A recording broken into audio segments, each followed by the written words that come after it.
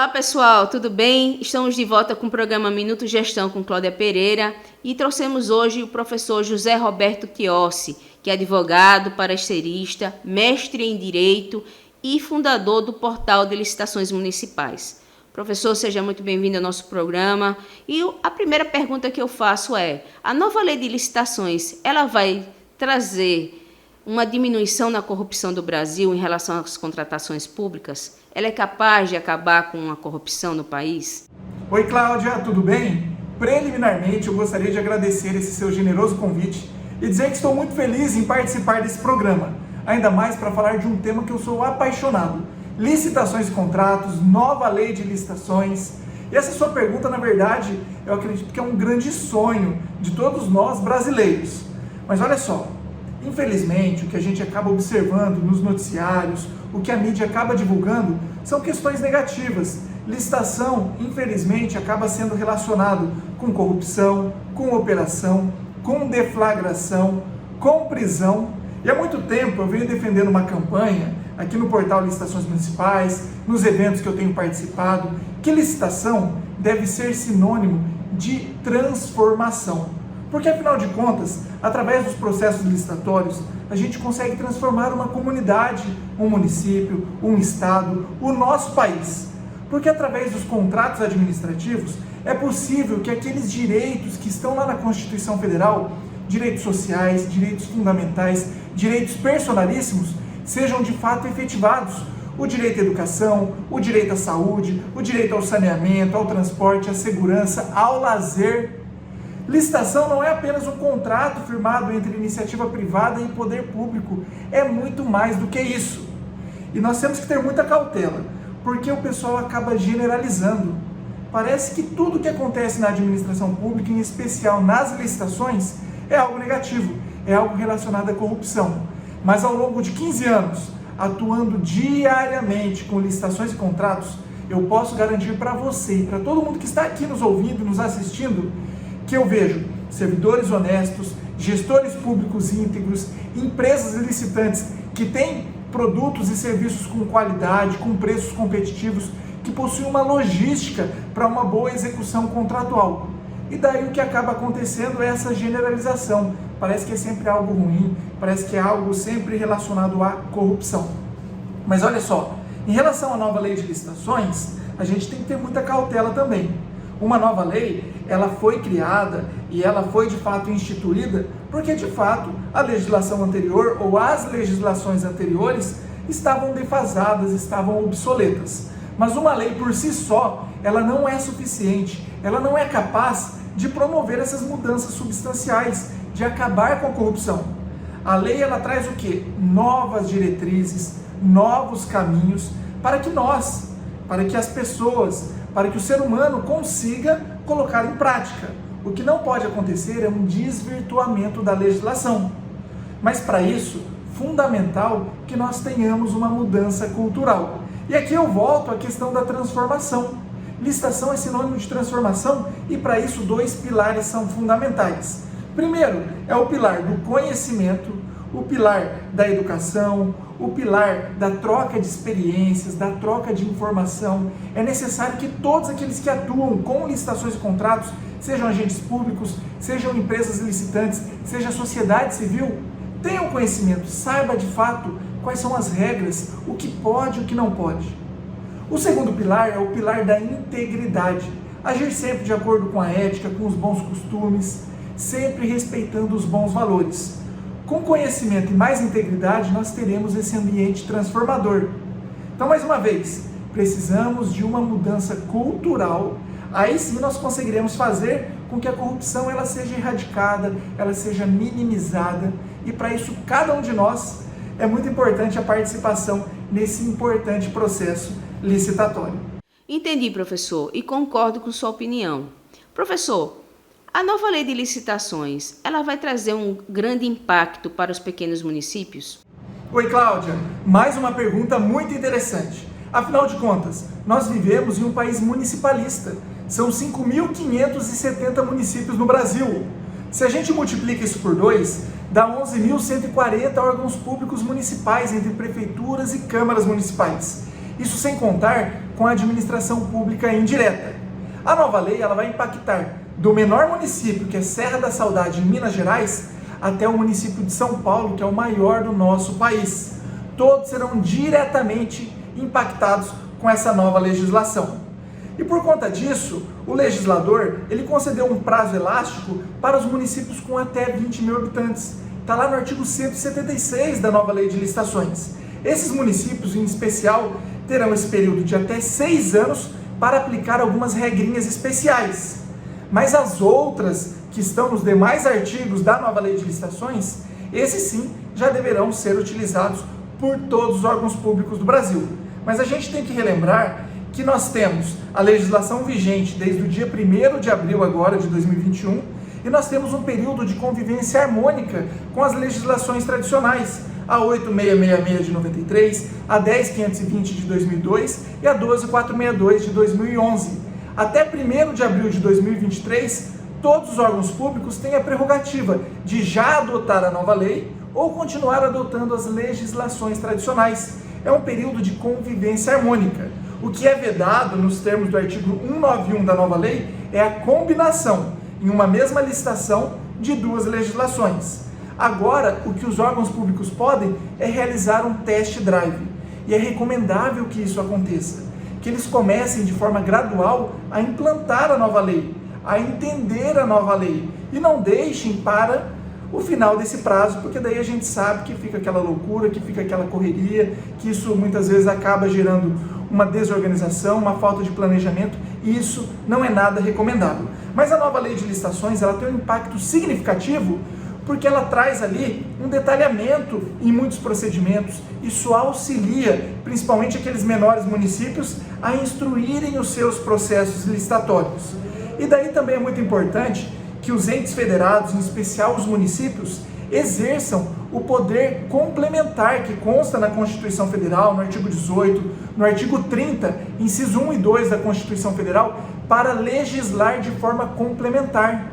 Porque a nova lei de licitações, ela não apresenta apenas normas gerais, ela apresenta algumas normas especiais que são aplicáveis à União, ao Poder Executivo Federal.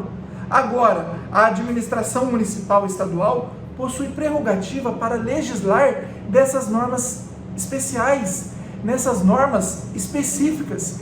E é fundamental que esse poder seja exercido e que cada órgão público e cada ente federado regulamente de acordo com as suas peculiaridades, que utilizem a LINDB, Lei de Introdução às Normas do Direito Brasileiro, que daí, sem sombra de dúvidas, nós teremos legislações que estão de acordo com a realidade de cada órgão público. Porque, como eu disse, um país de extensão continental, 5.570 municípios, são diferenças abissais, diferenças estruturais, econômicas, sociais. A gente percebe aí estruturas arcaicas, principalmente em âmbito municipal, e uma legislação que esteja adequada com a realidade de cada órgão público, desde que não contrarie as normas gerais, sem sombra de dúvidas, agrega muita segurança jurídica no campo prático. São essas as minhas reflexões sobre essa sua pergunta. Professor, quais são as novidades da nova lei de licitações? Oi, Cláudia. Sobre as principais novidades, eu preciso dar uma resumida aqui. Afinal de contas, são 194 artigos da nova lei. Ela traz uma riqueza de informações, um detalhamento em muitos dos seus artigos. Por conta disso, o que eu julgo como primordial na nova lei é a questão da tecnologia da informação, em especial a utilização das licitações eletrônicas. Hoje nós já estamos habituados com a adoção do pregão eletrônico, mas na nova lei a regra será licitações eletrônicas independente da modalidade, pregão, concorrência, leilão, bem como com as demais modalidades. Está lá no artigo 17, no parágrafo 2º e no parágrafo 5º, que o poder público deverá realizar licitações eletrônicas e diante de alguma inviabilidade, seja técnica, ou que ele consiga apresentar uma justificativa que aquela licitação eletrônica possa acarretar algum prejuízo, daí sim ele poderá excepcionalmente adotar uma licitação presencial. E nesse caso, nas licitações presenciais, será necessário uma gravação em áudio e vídeo, e essa gravação depois deverá ser disponibilizada e anexada no processo licitatório. Então olha só, o poder público quando não realizar uma licitação eletrônica, ele deverá, primeiro passo, fundamentar no processo, colocando quais as razões, quais os motivos, gravar em áudio e vídeo e anexar no processo licitatório.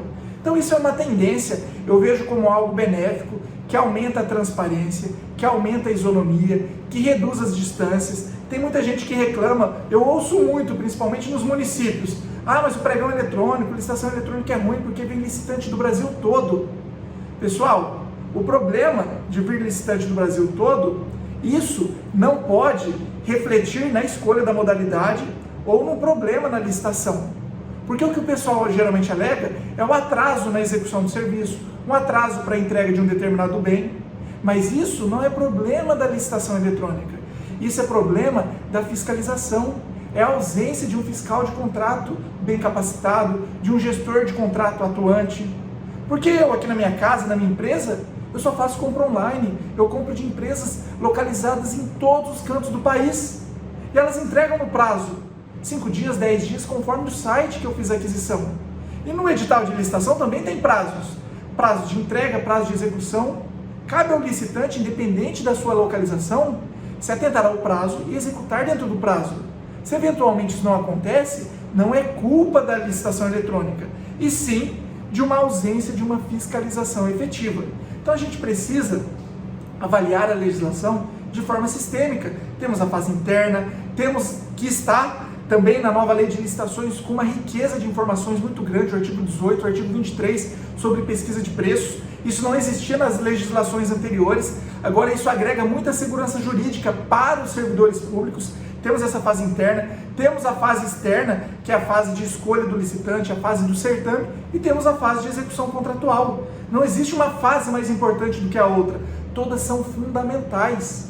E a licitação eletrônica, sem sombra de dúvidas, ela vem para agregar segurança jurídica, eficiência, transparência, aumentar a isonomia nos processos licitatórios, e sem sombra de dúvidas eu vejo que isso é o maior impacto na nova lei de licitações. E podemos atrelar com as licitações eletrônicas a questão do PNCP, Portal Nacional de Contratações Públicas, que também será uma ferramenta eletrônica que já tem uma versão 1.0 disponibilizada, mas nos termos do artigo 174 da nova lei, terá um detalhamento de funcionalidades muito grande. Isso será benéfico para empresas, para o poder público, para os órgãos de fiscalização, porque centralizará em uma só ferramenta eletrônica muitas informações importantes sobre o andamento dos processos licitatórios. Então, se eu pudesse resumir o que a nova lei de licitações traz de mais impactante, sem sombra de dúvidas, é a adoção da tecnologia da informação. Pessoal, vamos para um rápido intervalo e voltamos em instantes. Até breve. Processos licitatórios em órgão público são sempre motivo de dor de cabeça. Controlar tudo que envolve esses processos é praticamente impossível. O Licite Legal surge como uma ferramenta imprescindível para resolver os problemas dos processos administrativos, incluindo as licitações. Com ele, você armazena os documentos na nuvem sem risco de extravio. O sistema é adaptável ao fluxo organizacional de cada unidade administrativa. Você pode visualizar a linha de tempo com indicação dos atos e prazos percorridos durante o processo administrativo.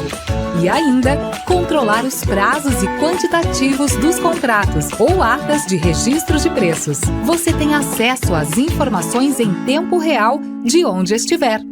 O sistema ainda oferece módulos de gestão de contratos e controle do envio dos processos licitatórios ao Tribunal de Contas do Estado, evitando multas e ações de improbidade. Ganhe mais segurança, eficiência e economia. Professor José Roberto Tiossi, qual seria o seu recado para os novos gestores depois do advento da Lei 14.133? Quais são os cuidados que eles devem ter? Cláudia, sobre essa pergunta, mais uma vez, a nova lei de licitações surpreende pelo fato de trazer de forma expressa no seu texto muito do que a doutrina já vinha defendendo, muito do que a jurisprudência já vinha decidindo, e a alta administração consta de forma expressa lá no artigo 11, parágrafo único da Lei 14.133 de 2021. Todo mundo sabe que o artigo 11 traz os objetivos da nova lei de licitações, os objetivos de uma licitação, que é o desenvolvimento nacional sustentável, a busca pela proposta mais vantajosa, a isonomia entre os licitantes. E lá no parágrafo único, está de forma expressa que a alta administração tem um dever e um poder muito grande para que esses objetivos sejam de fato alcançados. Eles têm que estimular com que os servidores públicos exerçam as atribuições da melhor maneira possível. E para isso é fundamental o investimento em capacitação. E mais uma vez o legislador teve uma sensibilidade muito grande, pois trouxe de forma expressa, em vários artigos, a necessidade e o dever de capacitar e valorizar os servidores públicos. Afinal de contas, hoje nós temos individualização de condutas, segregação de funções, aumentando a responsabilidade de todos aqueles que manuseiam um processo licitatório. E é responsabilidade da alta administração dar condições para que todos os agentes de contratação, que todos os servidores que de alguma forma atuam na confecção, na instrução de um processo licitatório, tenham as condições mínimas, saibam as regras, saibam as suas prerrogativas, os seus direitos e as suas obrigações, para que tornem um processo licitatório num ambiente íntegro e confiável. Olha só, temos que acabar com essa desconfiança que existe nos processos licitatórios. Nós temos que fazer com que os servidores públicos que atuem com segurança jurídica. E para isso, a alta administração deve se fazer presente, sob pena de responsabilização solidária, sob pena de responder por omissão. Então a nova lei, ela traz de forma expressa essas obrigações para a alta administração. Professor José Roberto Tiossi, para finalizar nossa entrevista, gostaria de perguntar se as contratações diretas podem ser consideradas medidas eficientes para a administração pública e quais são as cautelas que o gestor deve ter nesse tipo de contratação. Olha só, Cláudia, esse é um tema que nós precisamos enfrentar com muita seriedade. O que eu venho percebendo no campo prático é uma criminalização das contratações diretas. Parece que a regra é sempre a licitação, como se a simples instauração de um processo licitatório por si só garantisse a lisura de um procedimento. Mas o que a gente vê, o que a gente percebe dos noticiários, principalmente nos grandes escândalos de corrupção, é que eles estão sempre relacionados com procedimentos licitatórios convencionais, com pregões, com concorrências, com tomadas de preço, com cartas convites. As contratações diretas são lícitas, tem previsão constitucional, tem previsão expressa na legislação. Isso não significa um cheque em branco na mão do gestor público contratar diretamente. Ele precisa seguir fielmente os dispositivos previstos em lei. Na nova lei de licitações, os procedimentos estão lá no artigo 72. O artigo 74 dispõe sobre a inexigibilidade, o artigo 75 sobre dispensa. Na 8666, o 24 dispõe sobre dispensa, o 25 inexigibilidade e o 26 sobre os procedimentos. Não tem nada de errado o gestor público realizar uma contratação direta, desde que ele siga fielmente os dispositivos legais. O que a gente vem percebendo, inclusive no âmbito da União, eu fiz uma rápida pesquisa no portal de transparência e nos últimos 4 anos, 2017, 18, 19 e 20, o Poder Público Federal ele teve as contratações diretas como a sua principal fonte de contratação, ou seja, mais de 50% das contratações realizadas pela União foram contratações diretas. E daí como que todo mundo defende que a regra é a licitação? Não, nós precisamos avaliar sempre o caso concreto. Diante da situação real, o gestor avalia o dispositivo legal, as suas prerrogativas, visto que na dispensa de licitação ele pode optar tanto por uma licitação quanto por dispensar a licitação. Por exemplo, na dispensa emergencial, tem uma situação que está ali comprometendo a segurança, a vida das pessoas de serviço. Ele avalia, será que eu tenho tempo hábil suficiente de soltar uma licitação convencional? Ou eu utilizo a prerrogativa que o legislador me concedeu e dispenso a licitação? Então é isso que vai definir se acontece ou não a licitação, sempre com a devida motivação. Já a inexigibilidade, em razão da inviabilidade de competição, ele não tem prerrogativa de escolher a licitação ou não. A regra será sempre contratar diretamente, desde que a inviabilidade esteja de fato legitimada, esteja de fato concretizada naquela situação. Para vocês compreenderem de uma forma mais fácil, de uma forma mais clara, estamos passando por um período pandêmico. A pandemia está aí, começou em 2020, até hoje ela é realidade, né? Ela ceifou vidas por todo o país, infelizmente a gente ainda acaba perdendo muitas vidas, mas o legislador teve uma sensibilidade muito grande no ano de 2020, pois ele trouxe novidades legislativas que ampliou o rol de dispensas de licitação. Isso foi muito bom, porque para o combate, para o enfrentamento da pandemia, o gestor tinha a prerrogativa de abrir uma licitação convencional, ele avaliar os seus níveis de estoque, os seus contratos, as suas atas, se existia ainda condições de atender a população, a sociedade, de uma forma capaz de combater e enfrentar a pandemia, ou ele simplesmente dispensava a licitação. E ainda bem que existia essa prerrogativa. Porque imagina só, em plena pandemia, ter que comprar máscaras, oxigênio, luvas, tapetes sanitizantes e tantos outros equipamentos e serviços fundamentais. A dispensa de licitação, sem sombra de dúvidas, foi fundamental. Daí vem gente falar, mas teve casos de superfaturamento. Novamente, a gente não pode generalizar.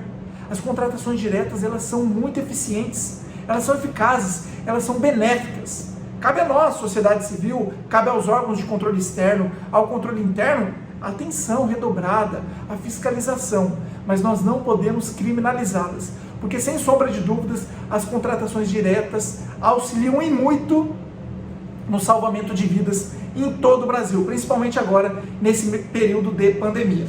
Cláudia, eu agradeço mais uma vez esse seu gentil e generoso convite, fico à sua disposição, agradeço a todos que estiveram aqui nos acompanhando, um grande abraço, fiquem com Deus e até a próxima. Professor José Roberto Tiossi, quero agradecer pela sua participação no programa, foi muito importante, muito esclarecedora, e aos nossos internautas, até a semana que vem com mais Minuto Gestão com Cláudia Pereira. Até lá!